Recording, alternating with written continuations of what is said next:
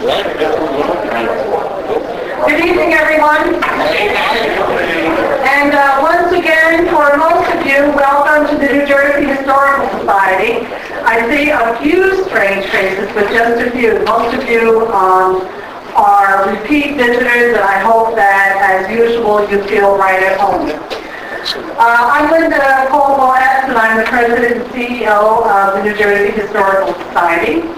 For those of you who do not know, this wonderful organization has been around since 1845, bringing programs, co-sponsoring programs such as this,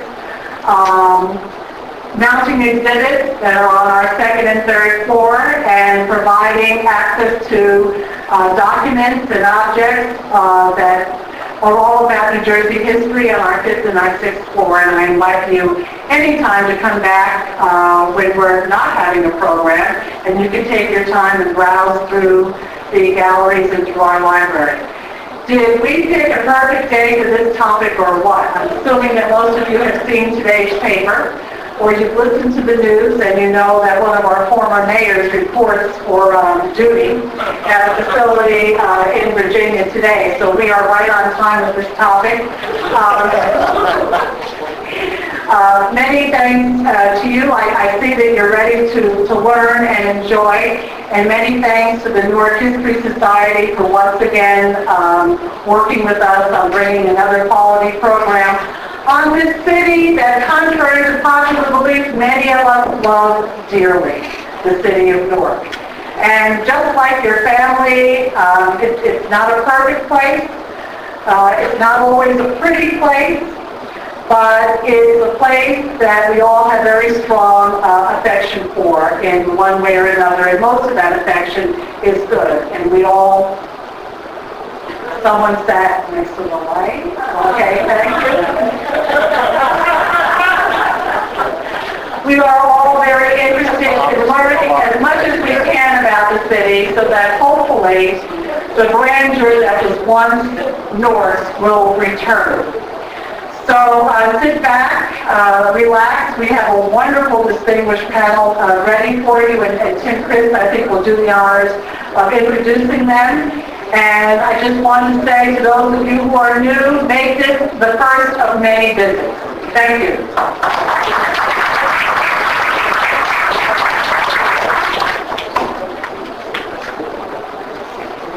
Well, good evening. I'm Tim Chris with the Newark History Society, and I want to add my welcome as well as a thank you to Linda for hosting us tonight. You know, a group of us started the Newark History Society about 6 or 7 years ago now, and our focus was on drawing attention to the history of Newark and to the terrific stories that seem to abound in this town, to try to draw more attention to scholarly research and to encourage more scholarly research in Newark, and also to contribute to what I call the civic dialogue in Newark, and tonight is part of that. We're proud of our partnerships with not only with Linda and the New Jersey Historical Society, but with the Newark Public Library and with Rutgers. Over the 6 or 7 years, Warren, I suppose we've sponsored nearly 25 programs, of which this is one. If you would like to be on our mailing list, please call her Warren or me after the program, and we'll note your name and address, and preferably your email address, and we will add you to the list. It's my honor to introduce Andy Baglivo as the moderator of our program tonight on crime bosses of Newark, which has proved to be a fairly popular topic. Andy is a Newark native, a graduate of Rutgers down in New Brunswick. He joined the Newark Evening News as a journalist right out of college, and in the 1950s, the 1960s, into the 70s, for those who were reading the Newark Evening News, and Andy Baglivo's byline was one that you would have recognized, covering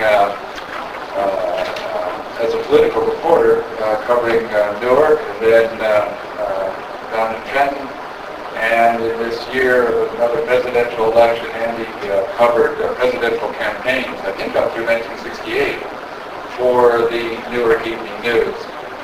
Linda mentioned the article in the Star Ledger today about the Palace Club down on East Park Street, and of course Andy is quoted in that article as well.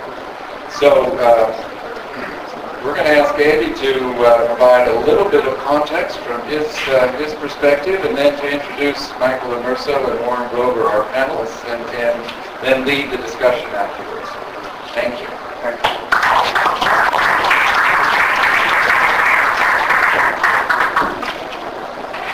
I want to join Tim and Linda in welcoming you, especially those of you who are Sopranos addicts and are here tonight probably to get a quick fix. We'll do the best we can. We've got an appetizer this morning in the Star Ledger, and a very good story by a very good friend of mine, Guy Sterling,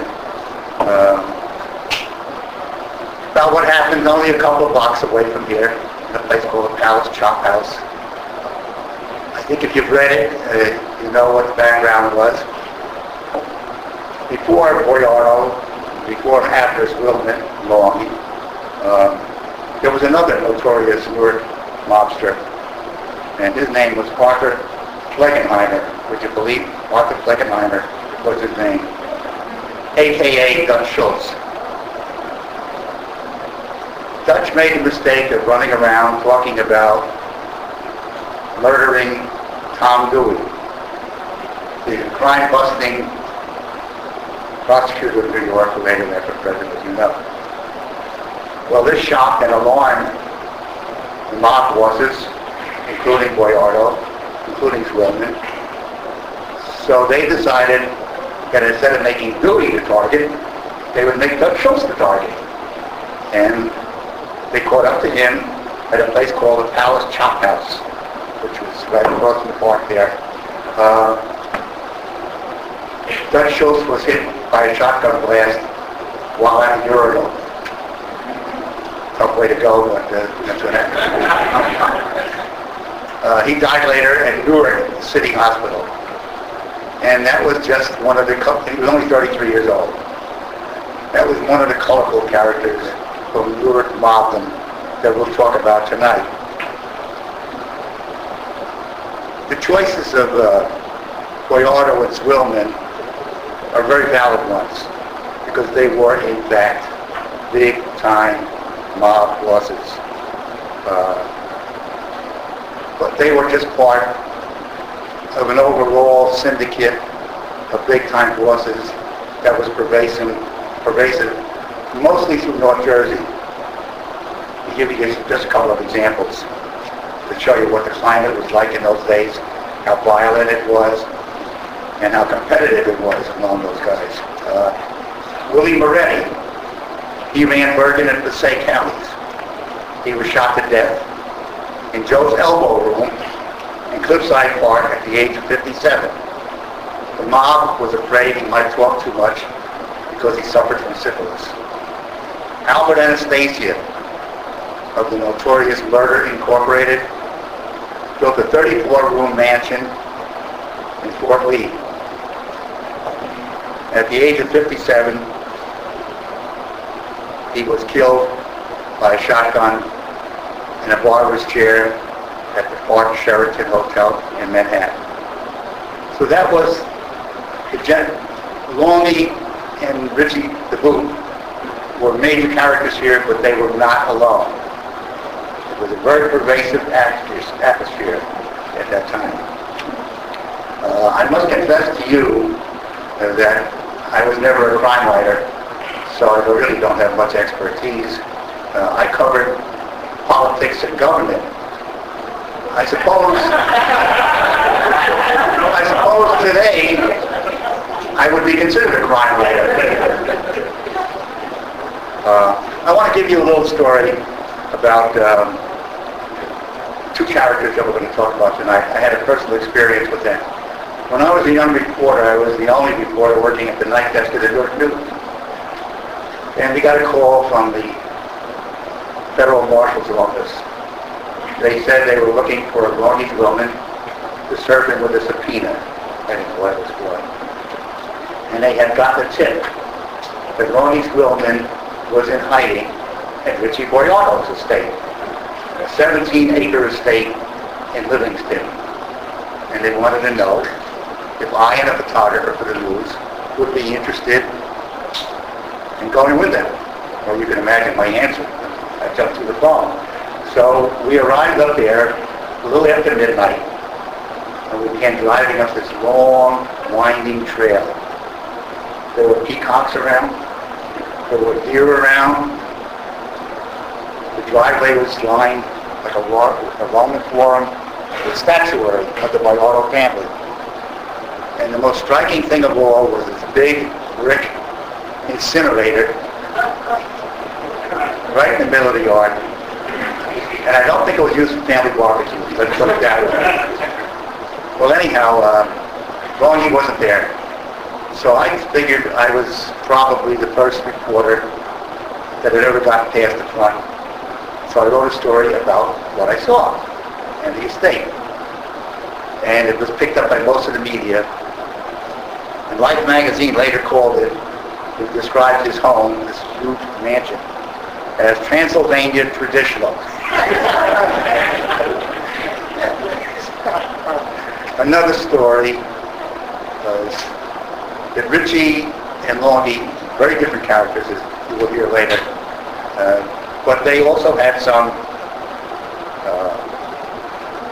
battles over territory. As a result, Richie Boiardo was shot by a shotgun. He was filled with lead, but he always wore a $5,000 diamond belt. That belt displaced enough of the ammunition to save his life, and he died, believe it or not, as a mobster at the age of 93 years old. Well, that's a little taste of what you're going to hear later, and you'll hear from much better people than I am. So it's my pleasure to introduce your two speakers. Richie Boiardo will be talked about by Michael Immerso. I think it's the fact that you have an O at the end of your name, Michael. I don't know. Michael is a writer, cultural historian, and social activist, author of Newark to Italy, published by Rutgers University Press. In 1994, with a grant from the New Jersey Historical Commission, he established the first war documentary project to record the history of Newark's Italian immigrants. He wrote and co-produced PBS documentary Newark's Little Italy. He established the Italian-American Archive at the Newark Public Library. And as you can see, I could go on about him. He's got a tremendous background. But anyhow, he will talk to you about Richie the Boot. If you want to know how Richie the Boot got that name, Richie would like, I hope I'm not taking on something. No, that's right. Richie the Boot conducted a lot of business in telephone booths. So when they asked, where's Richie the Boot? And that's how I was going to make them guess. Oh, I wasn't going to tell them. they're too smart. They would have known. Anyhow, and then after Longie Zwillman will be discussed by a man I think you all know very well, Warren Grover. He's a co-founder of the Newark History Society and a board member. He's a board member of the New Jersey Historical Society, a board member and past president of the Jewish Historical Society of Metro West, and he's the author of Nazis in War.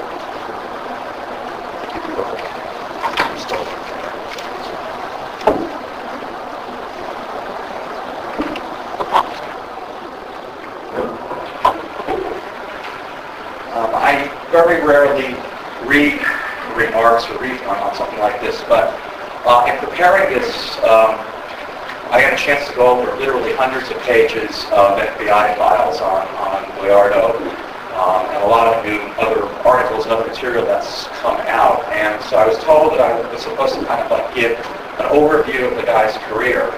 And so I'm going to try to do that. And I've tried to work in some of the language both the FBI is using to describe these various points in his career, as well as extracts from quotes that they're getting from informants and from their interviews from him. So here we go.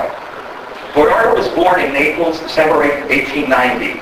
An orphan, he was adopted at age 6 and came to the U.S. with foster parents who settled in Chicago in 1898.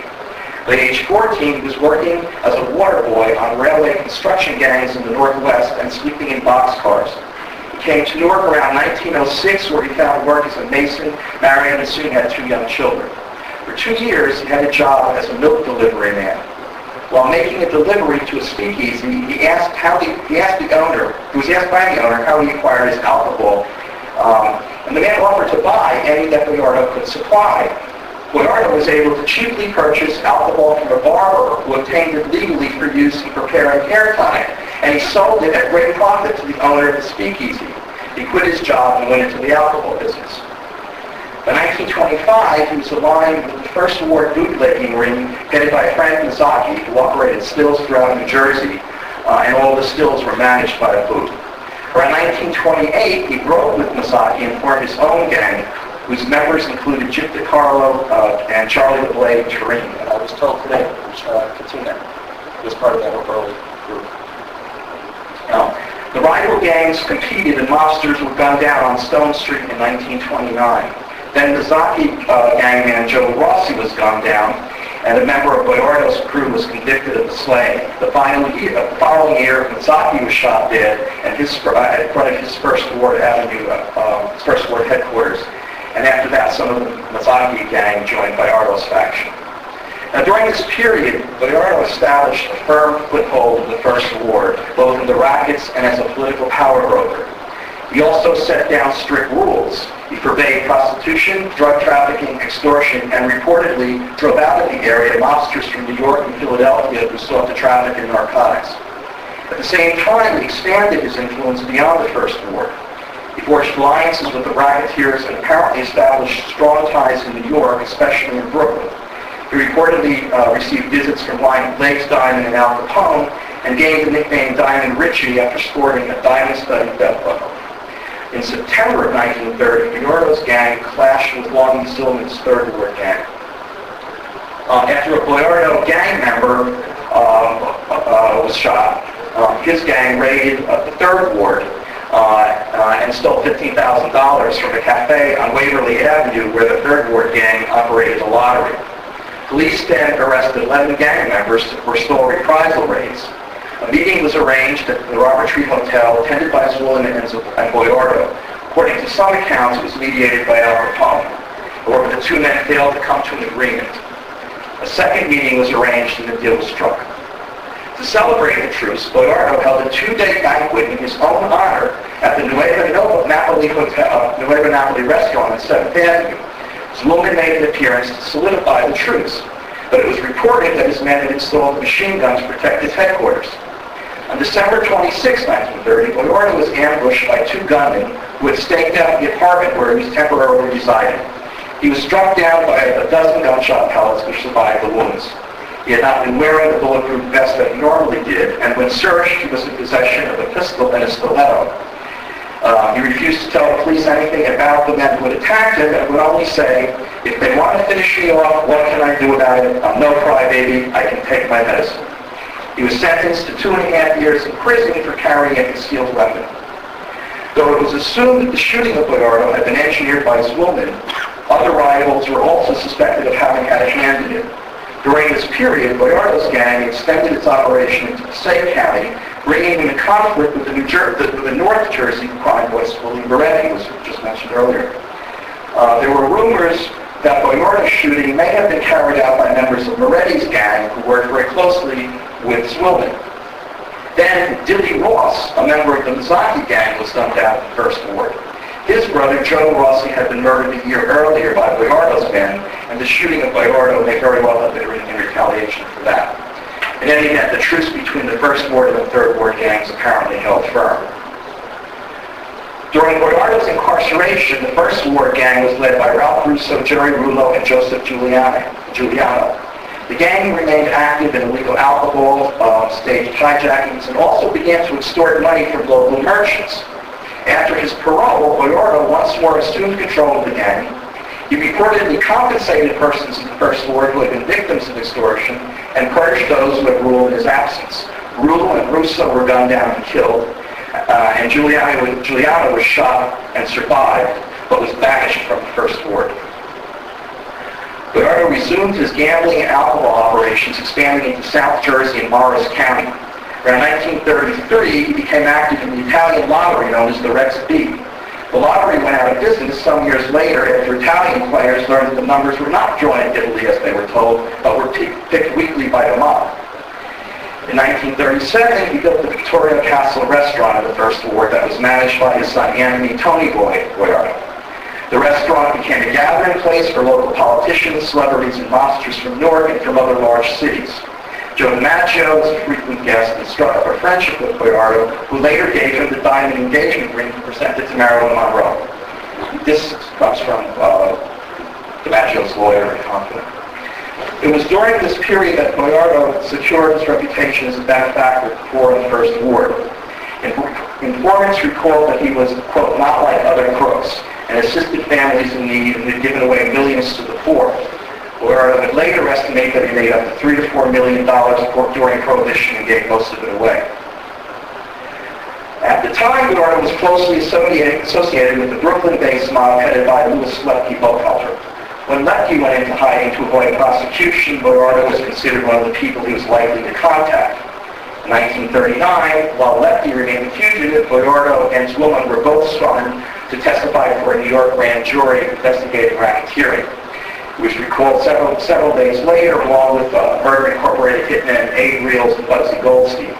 That same year, Boiardo and 28 other people were charged with running an illegal alcohol ring in Atlantic City, but he was acquitted of those charges. With the outbreak of World War II, Boiardo expanded his activities to include counterfeit gasoline ration stamps and other black market operations. He was also said to be trafficking in illicit alcohol that was reportedly transported by wood peddlers to avoid detection. After the war, he discontinued his black market operation but remained active in gambling and illegal alcohol. Now, for most of this period, Jewish and Italian gangsters worked hand-in-hand in organized crime syndicates. This strictly Italian organization, that's sometimes called the Cosa Nostra, functioned as one component of it. Boiardo was reputed to have become a member of La Cosa Nostra in 1944 and would later admit that he, quote, took a blood oath many years ago and swore to God that he would be faithful to the organization. He had for some time been associated with the crime family headed by Lucky Luciano and was also closely associated with Tommy Lucchese, who headed the powerful Lucchese crime family, and with Albert Anastasia, the mob enforcer who led Murder Incorporated after Lucky's execution.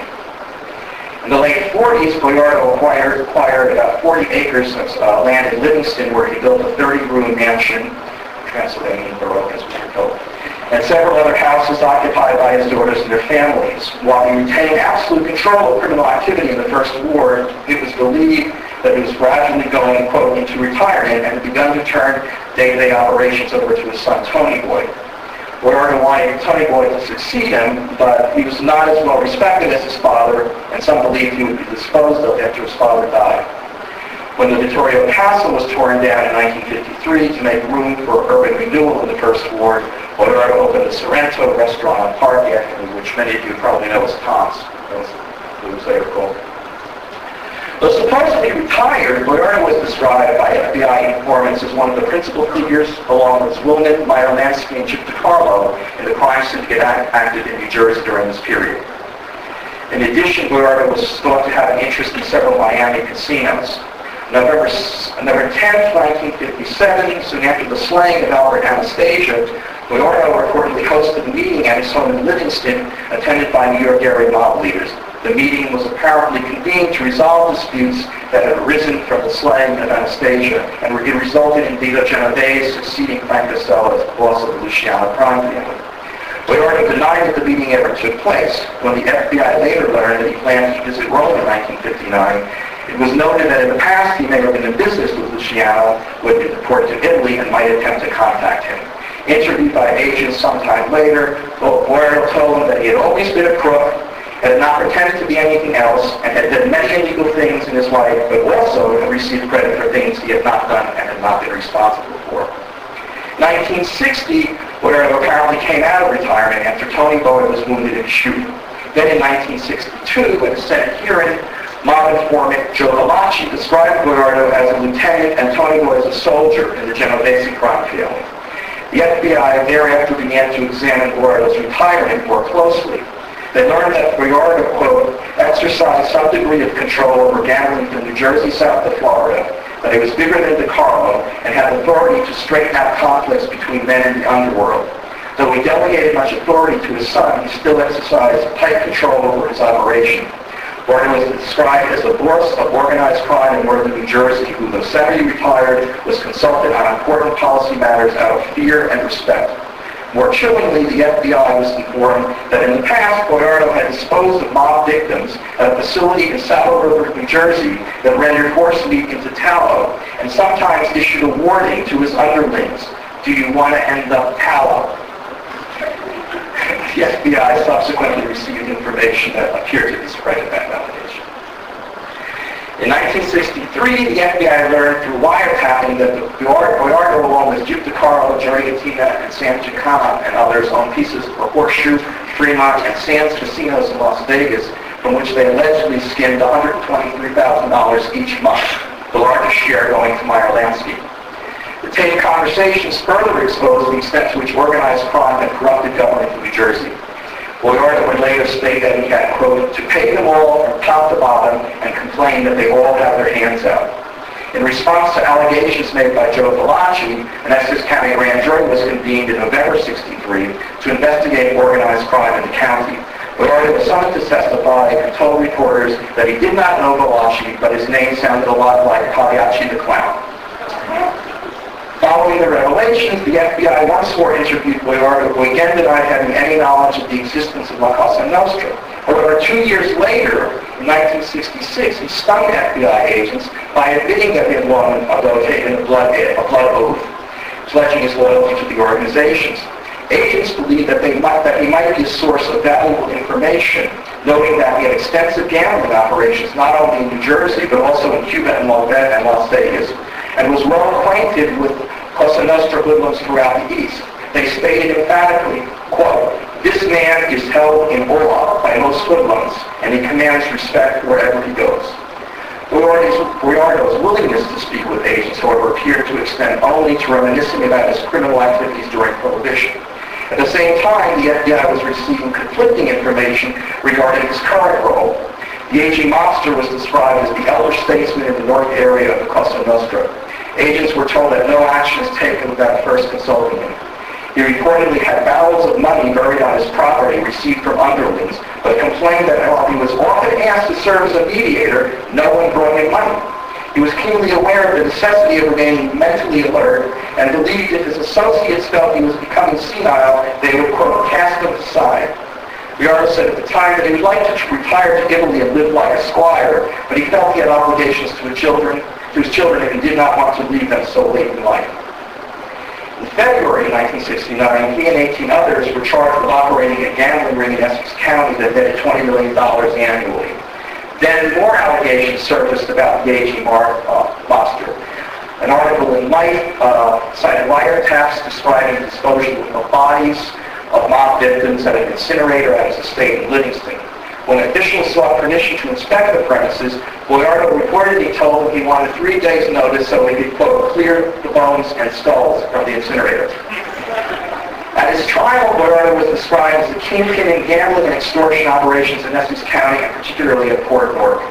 During trial breaks, he handed out silver dollars and cigars to court reporters. I hope you got one of them. He was convicted and sentenced to 2.5 to 3 years imprisonment. After his conviction, the IRS seized 18 acres of land on his estate in lieu of over $500,000 in excise taxes and penalties on his gross gambling receipts.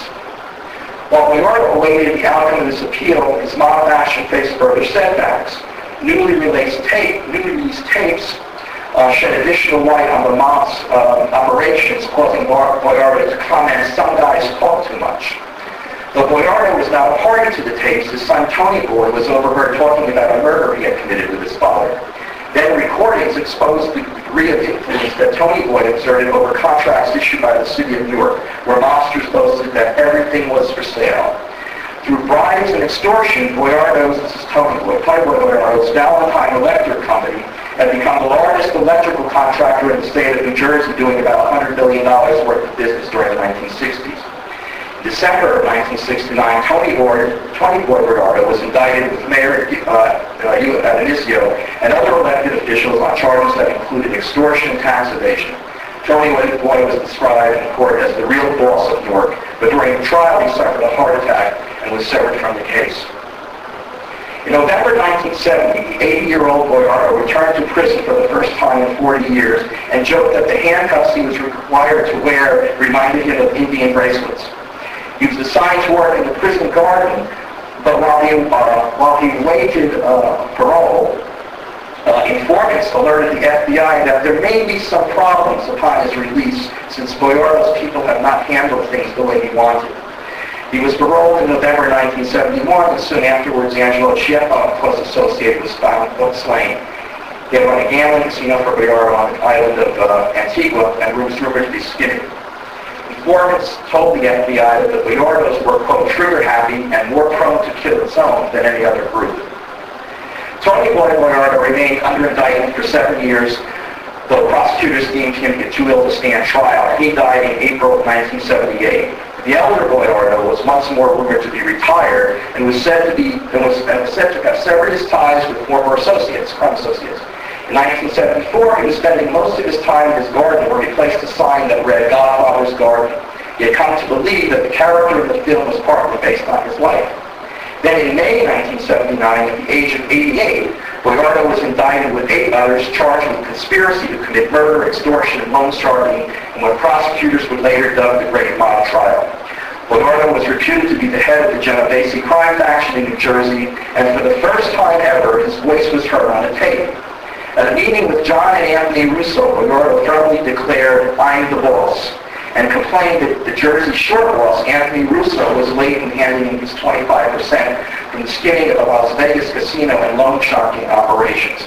When Russo sought to explain that he was being squeezed by other mobsters, Boiardo replied, you're no help yourself. You have to lead. If you no lead, you shoot. Leave them with 10 cents.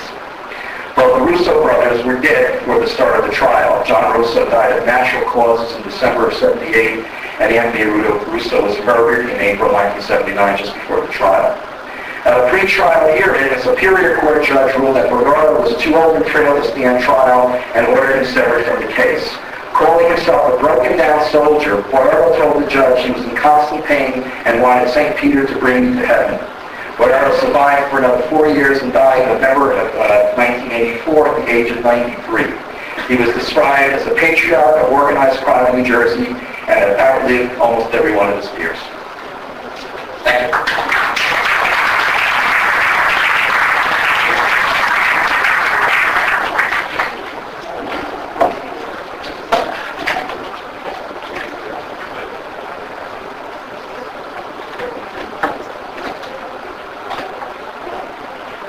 Good evening. Good evening. Longie Zwillman had a much shorter life than Richie the Boot. He never had the satisfaction of retirement. He never had the satisfaction of looking over his past and being able to think of all the good times.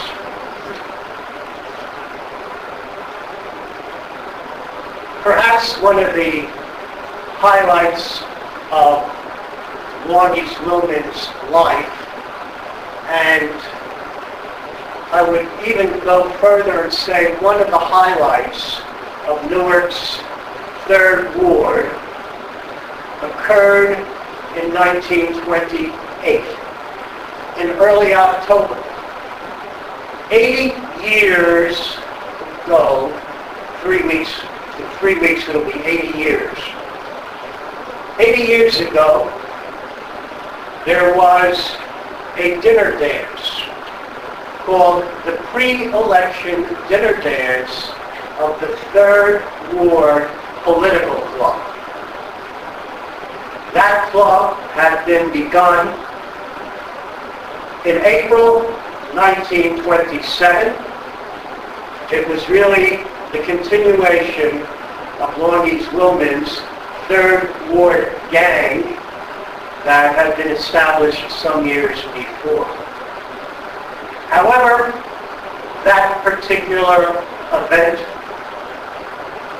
80 years ago was a high point.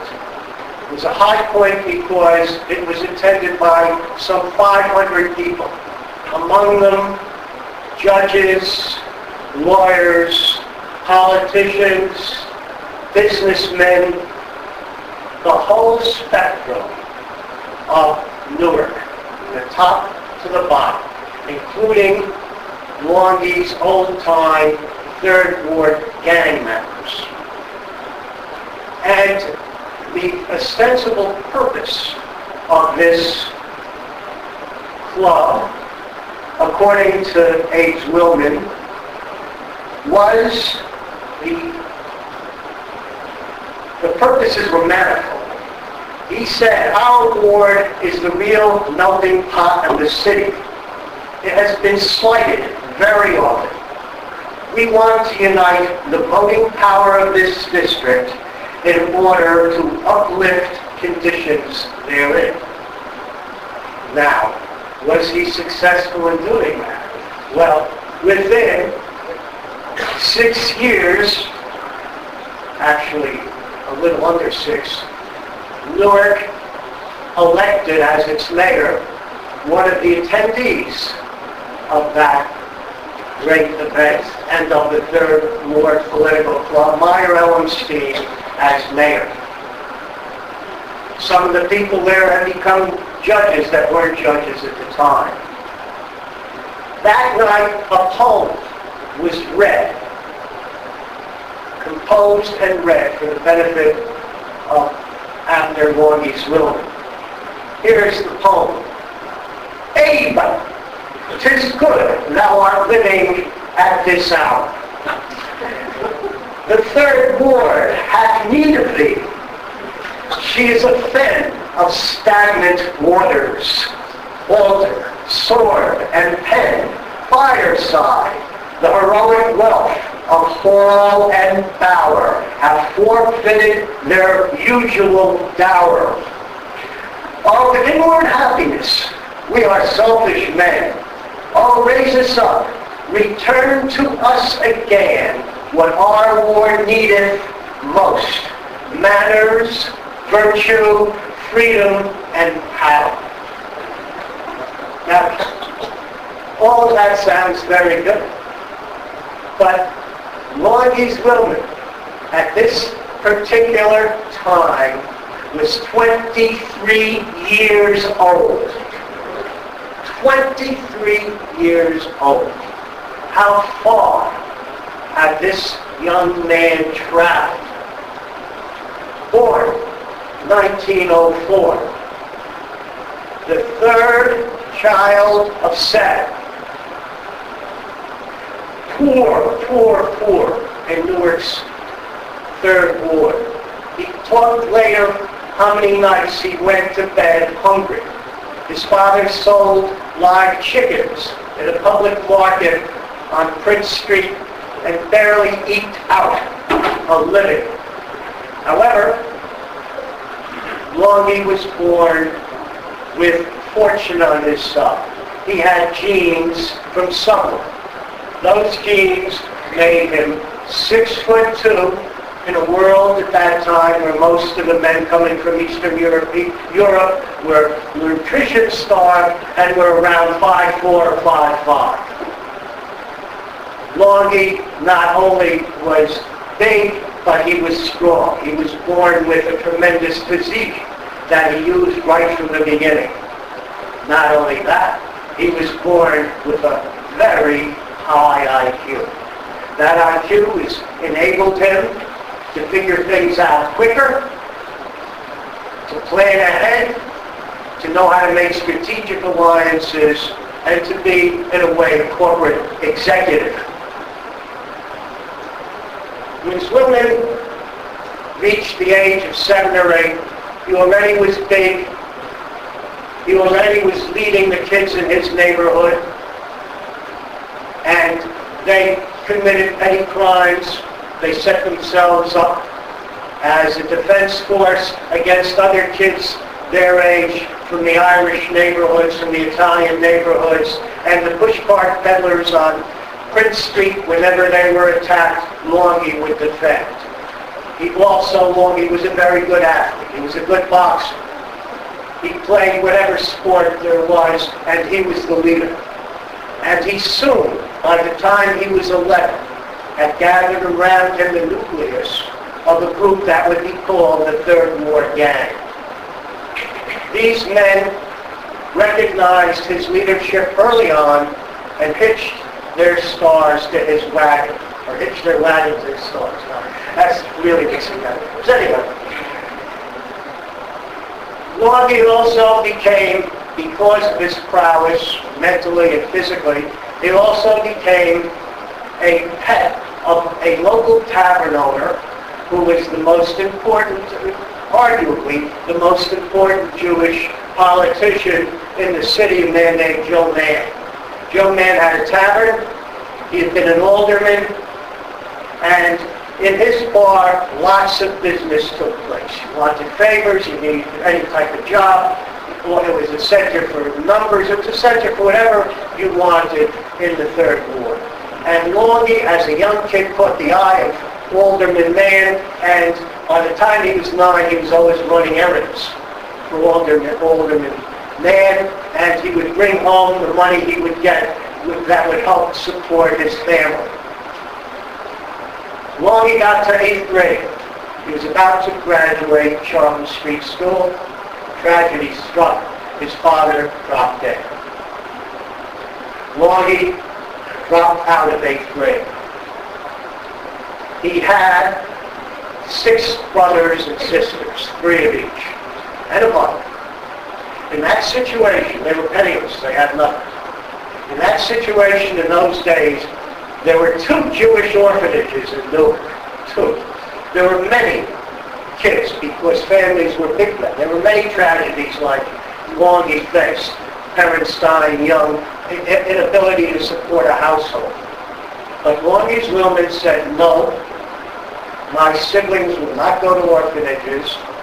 And with the ingenuity and with probably the help of Joe Mann, he rented a horse and a wagon, loaded it up with fruits and vegetables every day, and at 13 years old, started his business career hawking fruits and vegetables to neighborhoods, mainly Clinton Hill, because there was more money in Clinton Hill than there was in the Third Ward.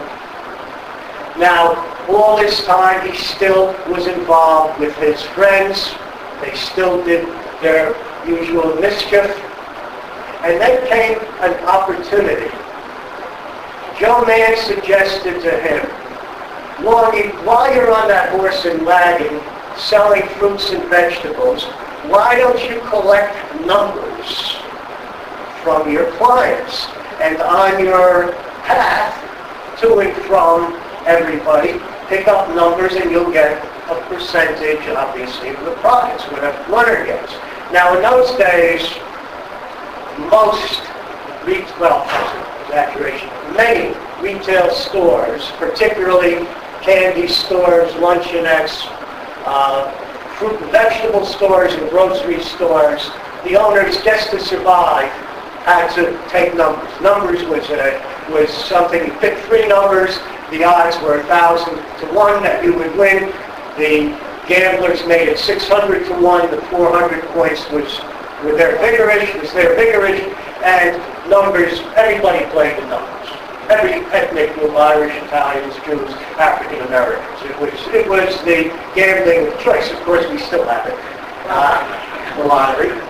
And Longie began to go and sell numbers. And he was very successful. But soon he saw that he wasn't making a lot of money. But there was a way to make more money if you were your own bank. That is, if you got own numbers and you paid out the yards. So what Longie did, I don't know how Joe Mann took this, but Longie started his own bank by using his third ward gang, about 12 or 13 young men who we had grown up with. And all over the third ward, all over the 9th ward, the 16th ward, Longie's gang started collecting numbers. And Longie was the banker. And he was helped, why not by an original member of his gang, but by someone he had met very early. Longie was tall. He met a gentleman, one of those 5'4" gentlemen, with a strong Eastern European accent, a man that never lost that accent, Doc Stature. Joseph Doc Stature. You ever heard that name? Joseph Doc Stature was a genius mathematically, and Joe Stature would know exactly where the numbers, what numbers are going to, the most people bet on, and soon they were rigging the numbers to increase their particular profits. So by the time of 1920, Longie, born 1940, 16 years old. What happens January 1st, 1920? Prohibition. Now, 16 years old. Right away, people start bootlegging. That is bringing in illegal alcohol. Two ways of doing it. Well, the main way in the beginning was that some of the breweries that were shut down continued illegally to manufacture alcohol. Other places were set up stills in garages of different industrial facilities. The man who first took advantage from a large-scale point of view of bootlegging in Newark was a man named Joe Reinfeld. Joe Reinfeld and his brother had a tavern in the First Ward, and that tavern was the center of First Ward political activity, gambling activity, and the Reinfelds were very canny, particularly Joe, and Joe knew some people, and through the people he knew, he got to Canada, he got to Montreal, Canada, and spoke with the Bronfman family. The Bronfman family at the time had a small distillery producing what they called Seagrams.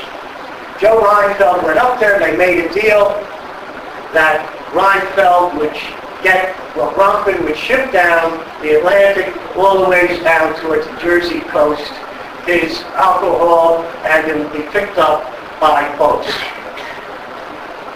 Reinfeld was the first to do this. Immediately, now this wasn't bootleg, this wasn't the kind of alcohol you make in stills. This was Canadian alcohol, cut incidentally. It was cut even when it came from Montreal, it was cut between 20 and 40%, but still what it was. So Reinfeld soon became the biggest factor in Newark. However, other bootleggers who were making their own alcohol started to see Reinfeld as a major threat, and they started attacking his bootleg shipments. Now Reinfeld, although he was a good businessman, was not a violent man, was not a person who was known as a tough guy, so Reinfeld needed protection. Who did he go to protection? The toughest gang he knew was a third ward gang led by Longie Zwillman. And Longie Zwillman would go on the horses and wagons to help protect the alcohol from Joe Reinfeld. This continued for approximately 2 years. And one time in the beginning, when a convoy of trucks from Longie carrying Reinfeld's liquor was attacked on the Jersey, right near the Jersey shore, Longie's men came out shooting with guns. And people were wounded, nobody was killed, but after that, they knew not to bother with the Third Ward gang. By this time, by 1923, Reinfeldt, with Longie's help, had complete control over alcohol being imported from Montreal into this country. I should say into the East Coast. Well, that's the only place it was imported into. And Longie made his move on Thanksgiving Day, 1923. He went into Reinfeldt's office and said, "We're partners from now on." 50, of course, Reinfeldt started off 10%, 20%. Longie said, no, 50%. Reinfeldt couldn't do anything. And from that point on, from Thanksgiving Day, 1923, till the end of Prohibition, they were partners. The FBI said that in the first 5 years, from 23 to 28, Longie and Reinfeldt made $20 million tax-free. That's what the FBI says. We all know, Michael and I certainly know that a lot of the informants from the FBI exaggerate, but we're talking a big fortune. Now, there were two things about Longie's personality that were very important.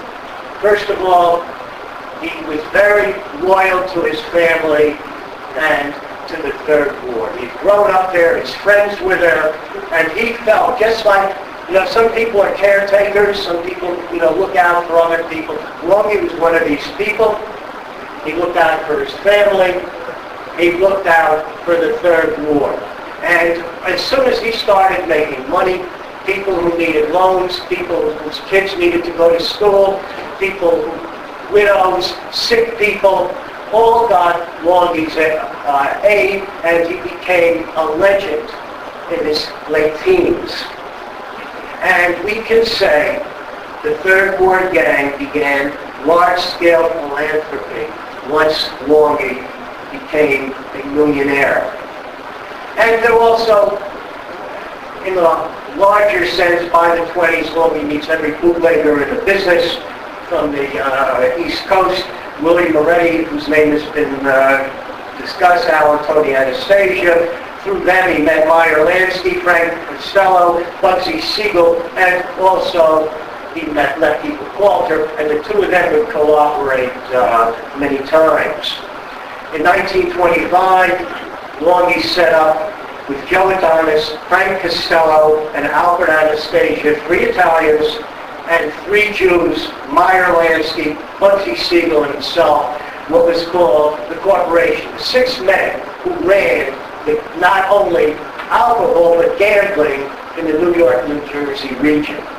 And they set it up and they decided who would get what territory exactly so there would be no wars. And in some cases they decided they would take care of joint projects such as gambling dens and speakeasies. As I pointed out at the beginning, in 1927, the Third Ward Political Club organized for the Third Ward Gang. Third Ward Gang really no longer was called that. And now he had a formal group to carry out not only his philanthropy but also politics. Now all this time, from his days of being a numbers collector and banker to his bootlegging days, he knew how to talk to people. He always was polite, and he would convince politicians, judges, prosecutors, and particularly the police, that they should share in his largesse. In other words, he was making millions, and they too started getting steady pay for looking the other way, or for not prosecuting. Or if it was prosecuted, the judge would say, well, not so bad. And this carried on throughout his, right through the 30s at least. 1928, 1929, peak bootlegging years throughout the country. On May 14, 1929, there was a national convention of organized crime up in the Midwest. The convention was, but all of the New York, New Jersey, all the Midwest, all the gangsters got together and they emulated what Longie, with Longie there, they emulated what had been done in New Jersey, setting up national spheres of influence. But Longie had done it first in 1925. Now, when the Depression began, we're up to 29, the Depression begins, and Longie's Zwillman had to increase his philanthropy, not only to the third, but now to the all of Newark. The first real charitable enterprise set up in the city other than governmental agencies was the Mount Carmel Soup Kitchen right on Mulberry Street here, I'd say a tenth of a mile away. In the basement of the rectory there, they started serving sandwiches, one meal a day. However, because the Depression got so bad, by 1930, 1931, they couldn't keep the kitchen going. Because of a connection that Longie Zwillman had with the father, with a father that worked in that diocese, Mount Carmel, Longie began supplying $1,000 a week for the soup kitchen, which the soup kitchen, the Mount Carmel soup kitchen, right on Mulberry Street, and they're still in operation. If you see the lines there every day, that soup kitchen operated with his $1,000 a week contribution from 1933 to 1939. And the only reason it stopped in 1939 is because the Newark News had a big article on Longie Zwillman, you know, how powerful he is in Newark, and he's even doing this. And although the Archdiocese knew he was doing it, when they read it, when it was in the paper, that was the end of that. Longie also was very charitable with one of his favorite charities was a Hebrew orphanage on Lincoln Avenue. Every child in that orphanage, twice a year, was taken out for new clothes, including new shoes. He would run a benefit, the Mosque Theater, every year getting New York entertainment as a benefit for that Hebrew orphanage. Prohibition ends 1933. Joe Reinfeld went straight. Joe Reinfeld became Joe Renfield. Renfield Importers. Joe Renfield becomes knighted by the Queen of England for his great deeds. And he asked, so it goes, of course we don't know what happened in any conversations, but we heard that he said, Longie, please, you come with me, we'll be parties, you won't have to be involved anymore in bootlegging. But Longie loved the action, and he stayed, on the other side. However, Longie, even when Brown Vintners was taken over by Renfield, this Brown Vintners had the exclusive rights to sell Seagram's liquor from the Bromptons. They kept that connection. Longie owned a part of Brown Vintners off the books. So in other words, he had a legitimate part of the business from 1933 on. Longie, from 1933 until about 1952 or 53, was still New Jersey's top gambling operator. But he also went into legitimate businesses. He wanted to be a legitimate businessman. The gambling was sort of sub-rosa. But he wanted to show himself as a legitimate businessman because he had a beautiful socialite wife, he had a child, and he lived in a very nice area of West Orange, and he felt he had to justify his income. He also wanted to be a businessman, a real businessman. Well, what led to his businesses was his bootlegging activities. In bootlegging and in numbers, you needed location, location, location. And where the numbers were, where gambling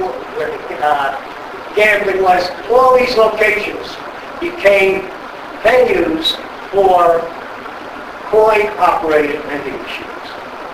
Whether it was cigarettes, whether it was jukeboxes, Longie, Zwillman's group started legitimate businesses in the coin-operated businesses.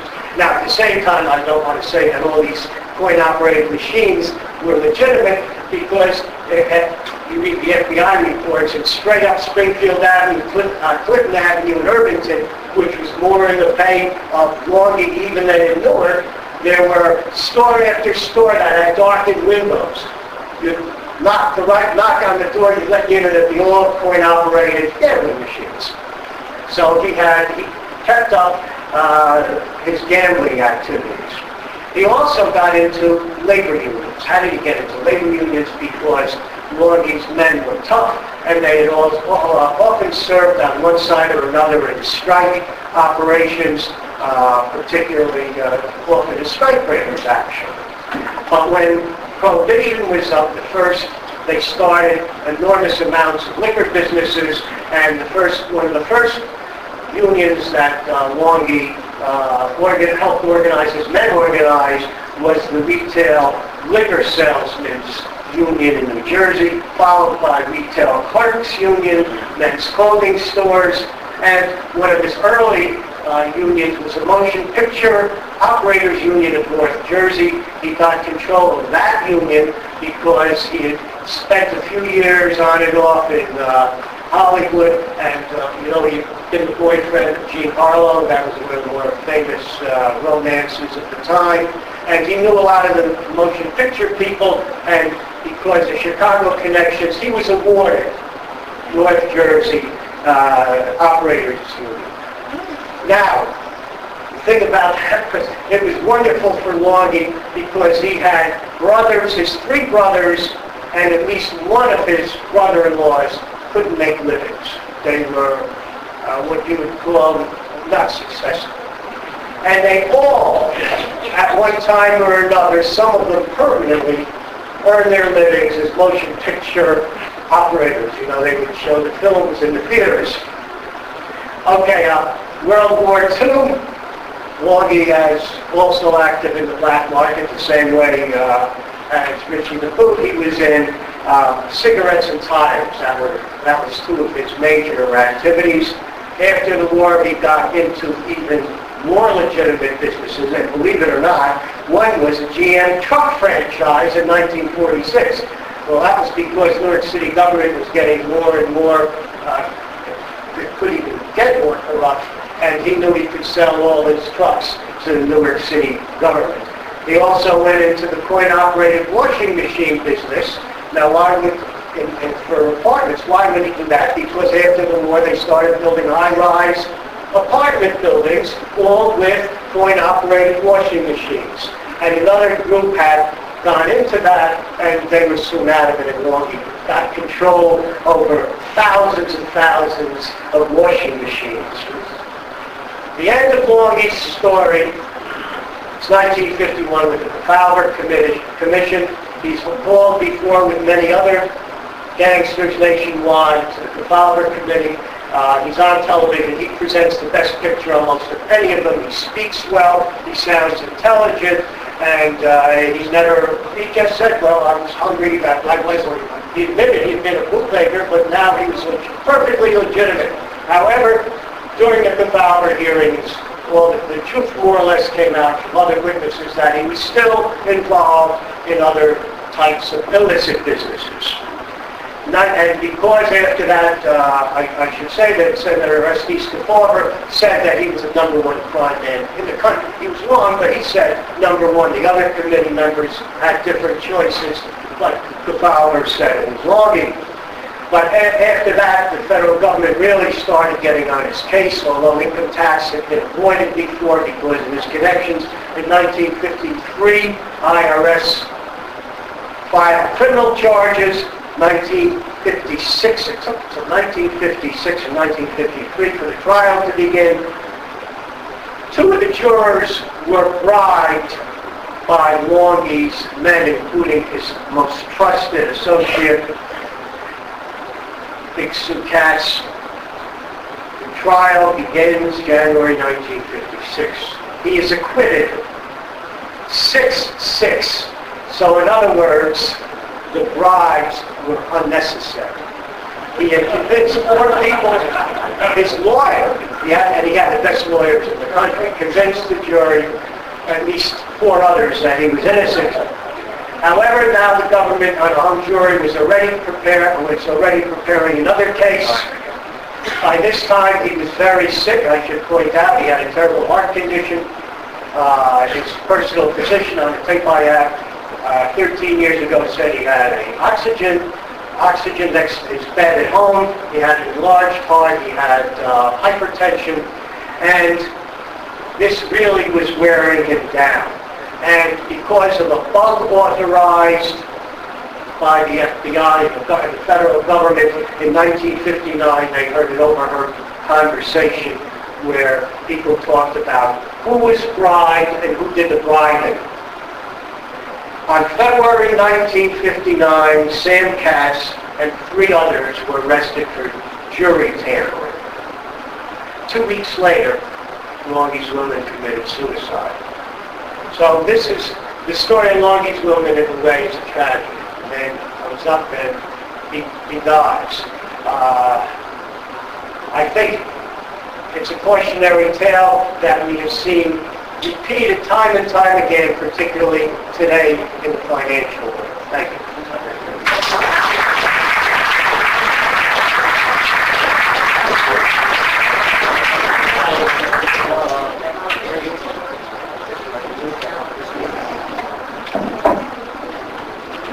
Before we open to the floor for questions or comments, there are some questions that we want to ask here to both men. Newark and many other New Jersey cities have been adversely affected by a legacy of official corruption. What role did Longie Zwillman and Richie Boiardo play in fostering this legacy? You may get different answers from both, I think.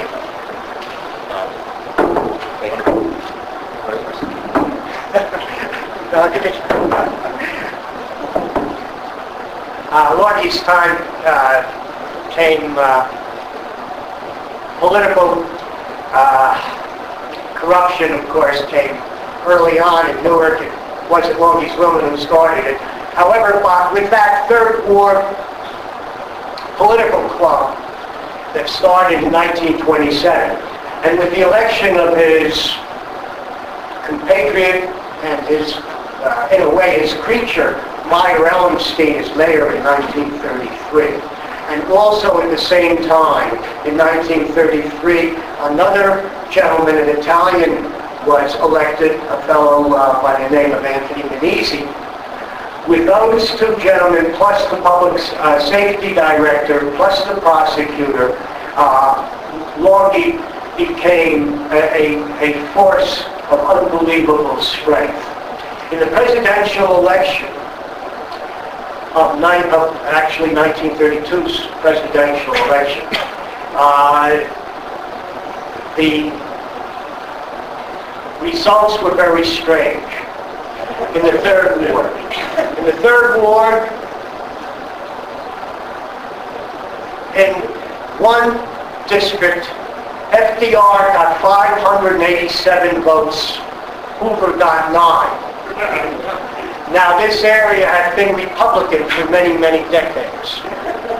But it wasn't only there, it was in other places, but particularly the 2 wards that were affected were the Third Ward, which was the Jewish ward controlled by Longie, and the First Ward that was controlled by the Italians and Boiardo. But in the First Ward, Longie's lieutenant was named Jack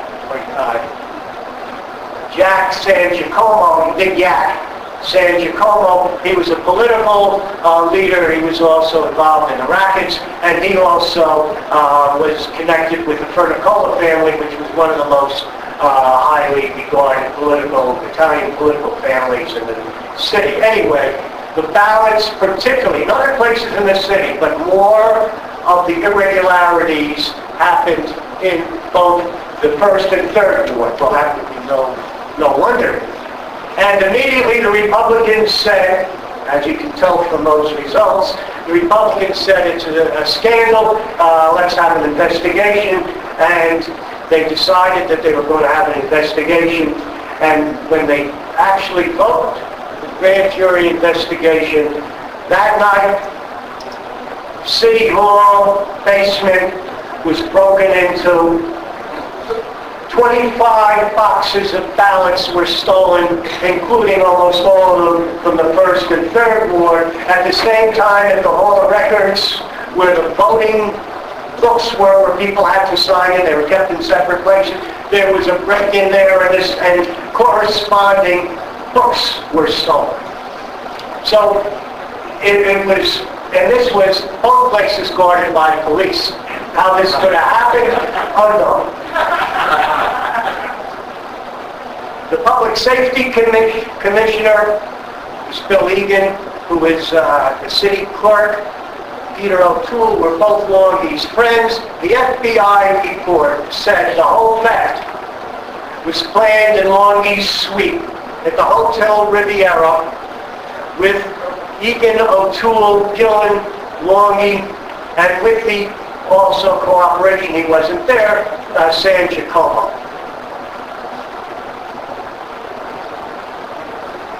$18 people were indicted, brought to trial. There was never enough evidence, they were all acquitted.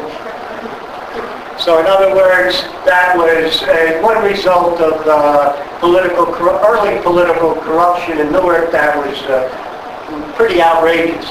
The second thing for Longie, as far as Newark, was the 1949 commissioner election.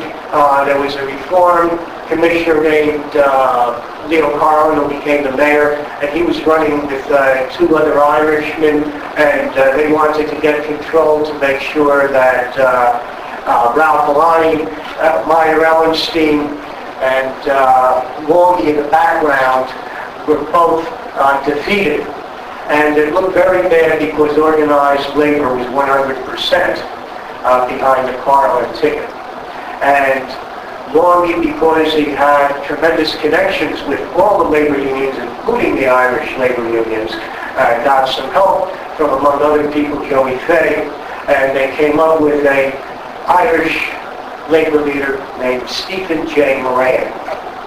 And I was that doesn't matter. I was in, my father had supported Milani. I was stuffing envelopes in the headquarters across from City Hall the night that pact was signed between the 3 of them. And I remember men rushing into the office and saying, we did it, we got Moran on the ticket, we're going to win. And grown men standing up, holding each other because they knew that was it. The ticket swept into office. The result of that was, in the next 4 years, was more indictments. The members of the planning board, the zoning board, Moran's deputy commissioner, all were indicted, sent to jail, and many others too. And that sort of was part of the legacy of what happened when people are not aware of what's going on around them. Michael? I think the issue of official corruption, in part, if we're looking at these 2 individuals and looking at the communities in which they represent, to a certain extent, it sort of can be viewed through the lens of, or at least manipulated, be seen through the lens of a kind of ethnic changing of the guard. So Longie helps Ellenstein become mayor, and the Irish are sort of out for a while, but then the Irish are in, and then Milani is in, so the Italians have the mayor, but then he's out again, and now it's Carlin. And of course the Italians want control again. So what's going on in the background? Well, Adenizio decides that you can't make a lot of money in Washington, but you can make quote $1 million being the mayor of Newark.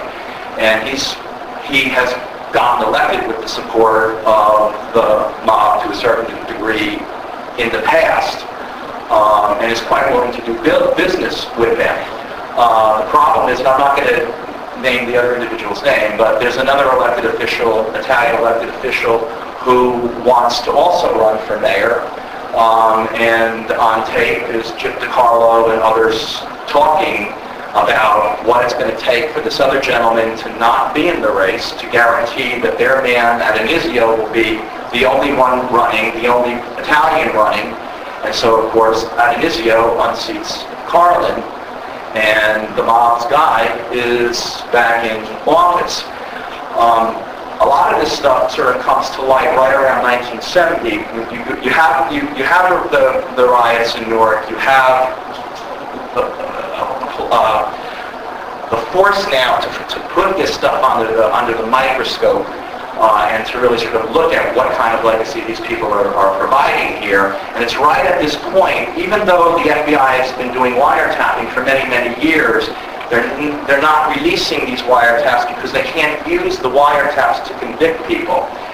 They need other ways to corroborate that. But they're using the wiretaps and surveillance to get information. So come 1970, when Jim DiCarlo is going to be on trial for extortion, there was suddenly a release of all these tapes in 1970.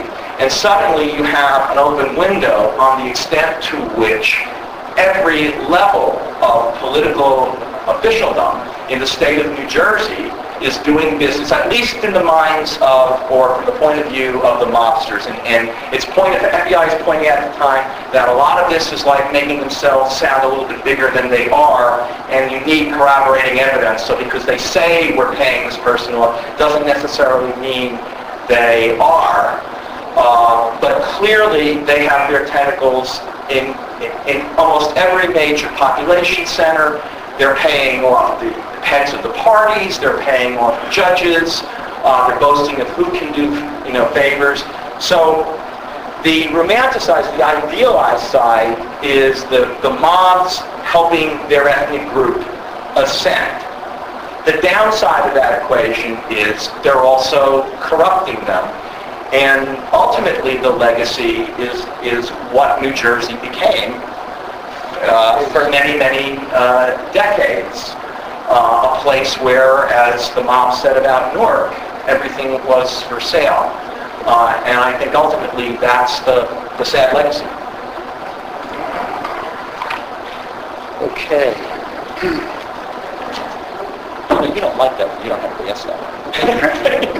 I'll ask you. I may not agree with what both of you Well, you answer it. That's okay. Boiardo and Zwillman both made vast sums of money during Prohibition and from various gambling and lottery enterprises. How much of their wealth and power arose from so-called victimless, and I have a problem with the definition of what you mean by victimless, crime, and does this in any way excuse their illicit behavior? Warren and I talked about the idea of victimless, not as an endorsement of the notion that there's such a thing as victimless crime, but actually, in my mind, to sort of bait the pro-Boiardoites and the pro-Zwillmanites in the audience, because that ultimately is the way in which it enables people to romanticize them. In other words, Prohibition, they're bootleggers. The people deserve liquor, victimless crime, nobody gets hurt. Lottery, people like to gamble, they ran the lottery. Victimless crime, nobody got hurt. Victimless crime. Victimless crime. Families losing their money. No, from the point of view of... I think your definition of victimless is way off base. No, but I'm not... what I'm trying to say is that I don't believe they're victimless. What I'm trying to say is that the notion of there being something called victimless crime is something that enables people and has enabled people to romanticize it. I'm not saying that they're victimless crimes, but rather that's the way in which it's rational. I haven't heard Boiardo or Abner Zwillman call victimless criminals before tonight. Okay. Believe me. Go ahead.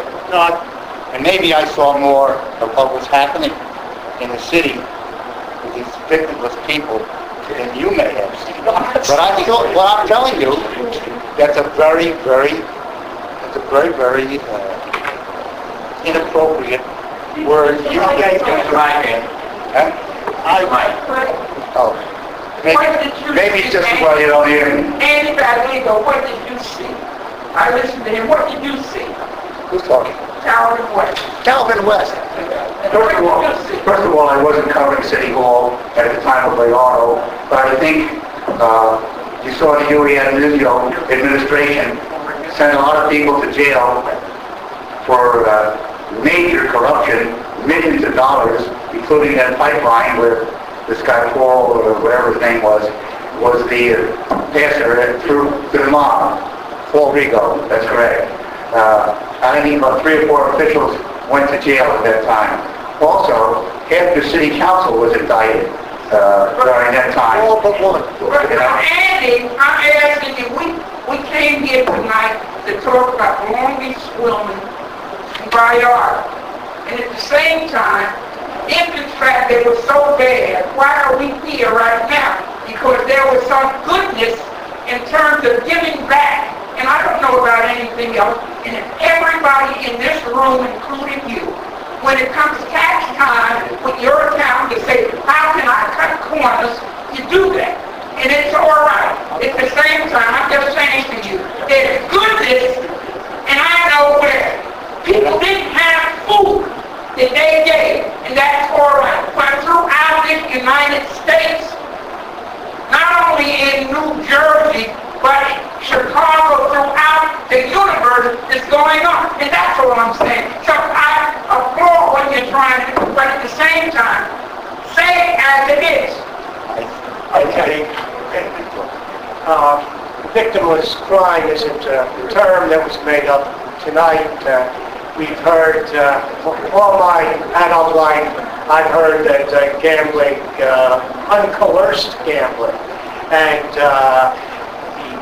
somebody know that New Jersey they have legitimate, they could go to casinos throughout because they got this big business. Okay. The fact is, Calvin is correct. More people are being hurt today with gambling being legal, many more than when it was controlled by Longie and the boot. And victimless crime is a term that is used, has been used for our lifetime to connote those 2 particular types of crime.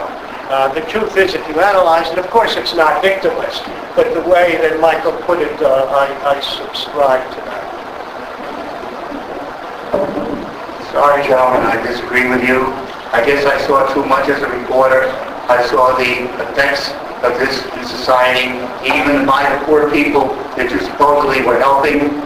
You know, they were also spending whatever money they were getting, you know, on... Andy, you were in the Central War in 1933 or 34, 35, when Longie gave baskets to people who they never knew about. So you can sit there and say that, because I know that. You weren't there. I was a product of the Central War, the whole Third War, where baskets were given out to the poor. Where did the money come from to give the baskets? All right. Please, Calvin. I understand. Let's ask one more question here. We have one more question. Okay, yeah, we'll skip the question. Let's call from the audience. Question, whereabouts is the Third Ward that you're referring to? Third Ward is Springfield Avenue. It's part. Third Ward was part of what we now call the Central Ward. All the streets running off Springfield Avenue, including Springfield Avenue, where your store was. Third Ward were only 4 people. That. A quick question. The role that African Americans played in Longie, I heard a story that we didn't take care of and fed black folks when they moved up borders and into Cincinnati. What was their relationship? And you don't have Angelo there with my family. They were friends with and stuff. And there was this coalition that they built that really put colonizing out. And I guess I wonder what was the relationship to African Americans when they started. What was their relationship based on? Well, what my knowledge is that Here's the mic, go on. from From the 19th century, there were African American voters who were registered, most of them registered as Republicans. Some of them attained leadership positions by the 40s. I remember a Republican assemblyman named Willie Stubbs, who represented what we now call the Central Ward.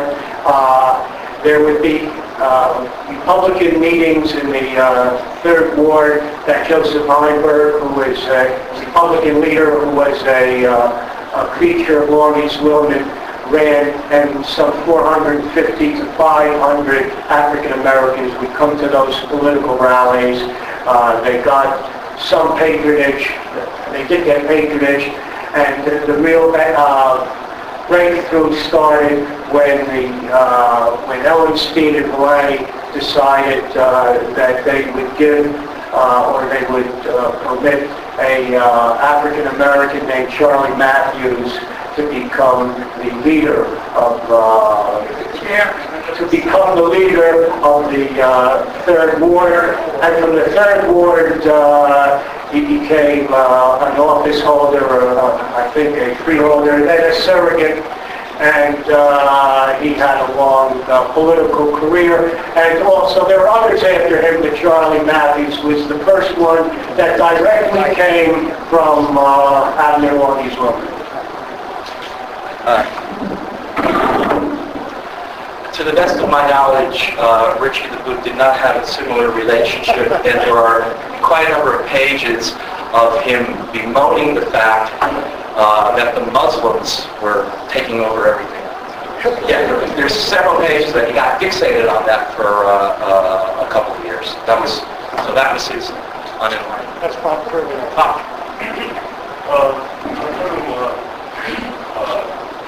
Avoid what I think the greater question of victim of the crime is to put it in the moral context.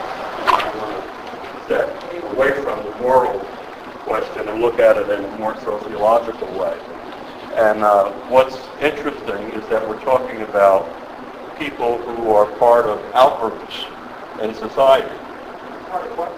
Groups that are on the outside of the opportunity structure of society and the way it usually works. And the emergence of the kind of behavior that we're talking about tonight is a function of that, how people cope and respond to the limitations that are placed on their opportunity structure. And in the case of Zwillman, who at the risk of sounding immodest, I would refer you to an article I wrote in a book called Cities of the Guarded State that discusses Newark after the Second World War, and there's a long passage about Zwillman's relationship to the black community. There is a lot of mythology, in fact, and a lot of stories that are probably true about how he benefited the black community. First of all, the number systems that you talked about his creating was a source of jobs for blacks, and they could not get jobs in many of the factories. On occasion, the few jobs that they could get in places like the bakery shops and places like that, he often was given credit, in fact, for brokering jobs of that kind. I interviewed Charles Matthews, who is no longer living, but when I was doing my dissertation years ago, and he told me himself when he became the head of the Central Ward that he was called that night, the night of his victory, and was asked to meet Longie Zwillman in New York City the next Saturday. And he said he did, and he met Longie on a particular street corner where he was asked to go. And Longie took him to a haberdashery and bought him shirts and shoes and suits. And this is Charlie Matthews talking to me on tape, and said that Longie said to him, if you want to be a leader, you've got to look like a leader. There are stories about Longie even buying real estate property, taverns where blacks congregated that were threatened by development, and that on one occasion he actually went into the tavern and announced to the entire group of people there, all African Americans, that he had just purchased the building and they did not have to fear that this place where they were hanging out would be destroyed. So I do think that this is not to say that this was all a good thing, and that much of the criminal behavior obviously had consequences. But I think if you look at this larger picture, you see a lot of parallels. In fact, when you're hearing about the gunsmanship of these gangs that you're talking about, it doesn't sound very much different than what we're hearing about gangs and their behavior today, right? A little less deep. Well, yeah, and there are a lot of changes in the larger social structure. But I think that the point is that we're talking about a varied, a restricted opportunity system that helps, in fact, to produce the emergence of this kind of behavior. And the consequences are very often both beneficial and destructive to the society. But a follow-up question. What benefits did Zwillman get? What were the benefits that Zwillman got for purchasing the taverns and buying Charles Matthews' The clothing, yeah. Well, those are limited benefits, but they are, and in jobs. I mean, again, as I said, the liquor system was an outlet for economic advancement for people. The missing point. Yeah. What personal benefits does Zwillman get? Money-wise, It's loyalty, protection, legitimacy in the community. He was a big donor to Beth Israel Hospital, one of the major donors. Why did he do that? Because he wanted legitimacy in the community. He wanted both the power and respect, which made him a better mob leader, by the way. I'd like to address this group tonight and point out that Warren Glover wrote a remarkable piece of history called The Nazis in Newark. Now, I'm going to tell you quite honestly, candidly, without any modifications, Zwillman was a hero for me and for all the Jews.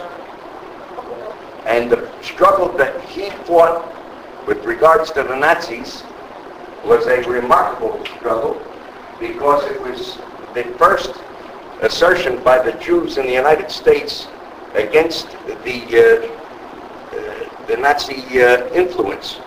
Hitler, as we say in Jewish, Yamach Shemo, his name should be eradicated for history, was sent to the United States, Fritz Kuhn.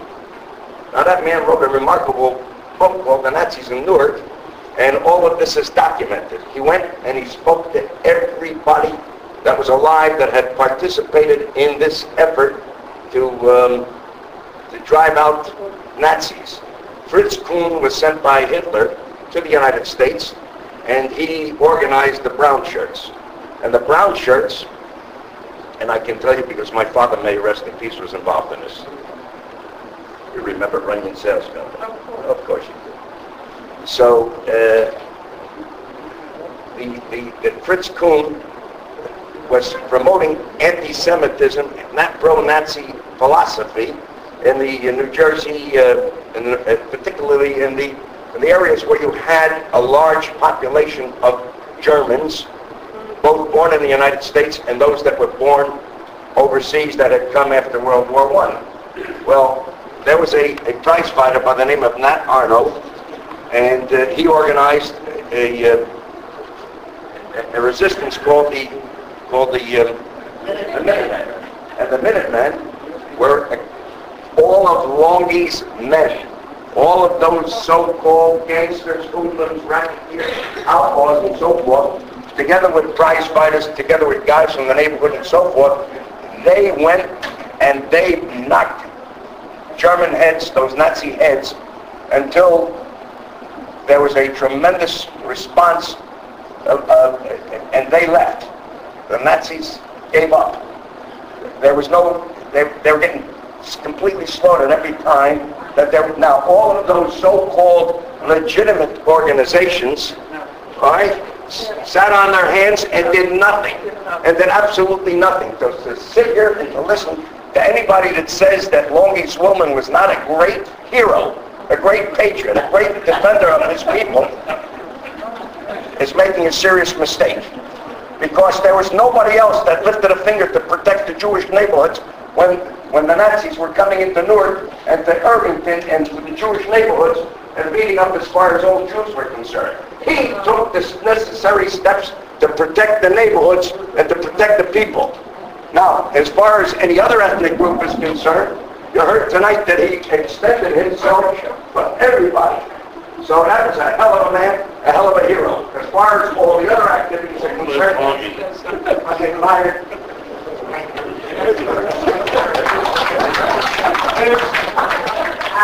I just want to add a little footnote to this thing because Come to the mic. Come to the mic. Come to the mic. I just want to add a little footnote to this whole thing is that the very zealous and very disappointed young United States attorney who thought he had a clear-cut case against Longie Zwillman was my late husband, Raymond Del Tufo Jr. And it was the biggest disappointment of his life when it was a hung jury. And there also were a lot of questions of whether Longie was a real suicide.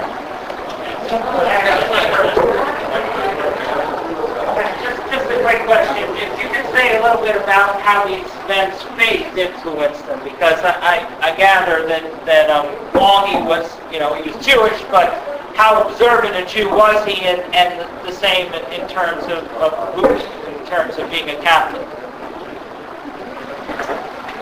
I honestly can't address it in terms of the Catholicism. I could address it in terms of, I guess to some extent, ethnic identity. And, you talk to segments of the Italian population and they say exactly the same thing about Boiardo in terms of the rent came due, the pastor of St. Lucy's Church would send his guy around. For the few people in the neighborhood have had money, he would always go to Boiardo. Boiardo would provide the money and the people's rent was paid.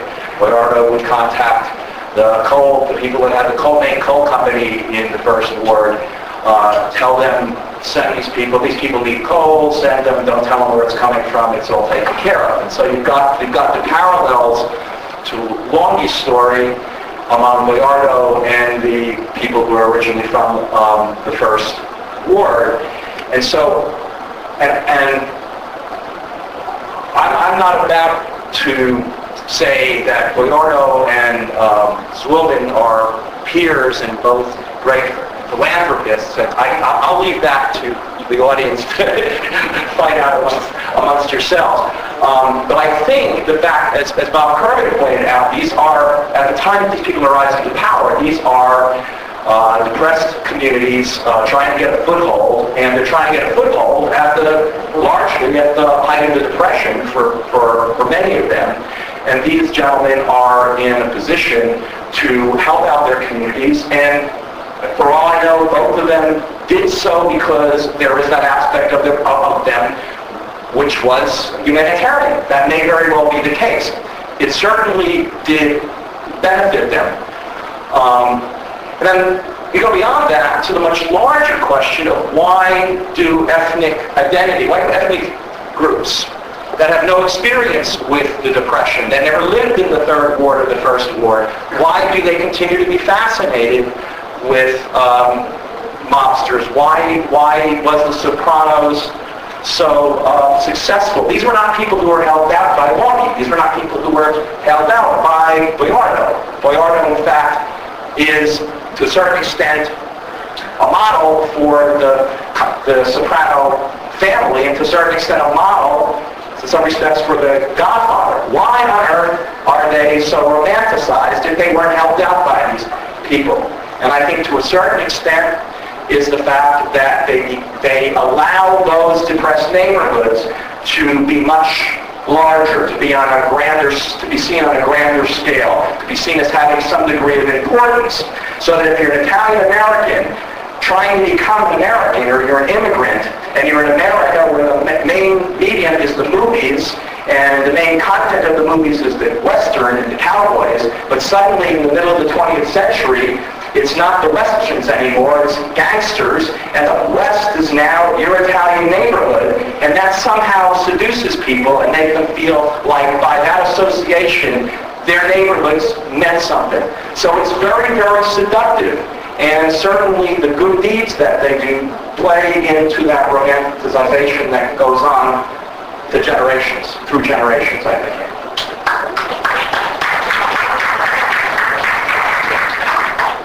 I think what Michael says it all. Next question. Any more questions? No?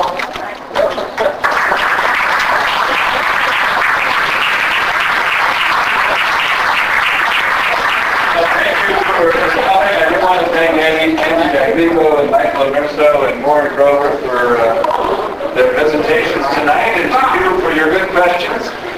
And if any of you do want to be on our mailing list going forward, talk to Warren or me. And with that, good night.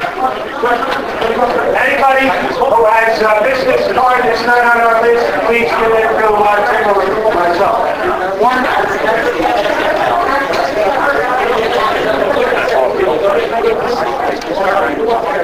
Excuse me, hello, this is can you just identify yourself? I'm from the Newark Library.